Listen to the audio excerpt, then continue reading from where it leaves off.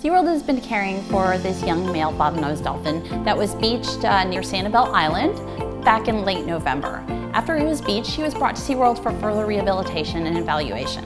During this dolphin's rehabilitation at SeaWorld, we've done a lot of diagnostic testing, with the most recent being a hearing test.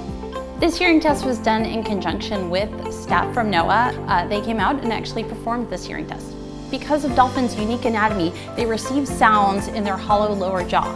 So he actually has a microphone or a jaw phone placed on that lower jaw, and then there's electrodes placed along his back that are going to look at brain waves in response to those sounds.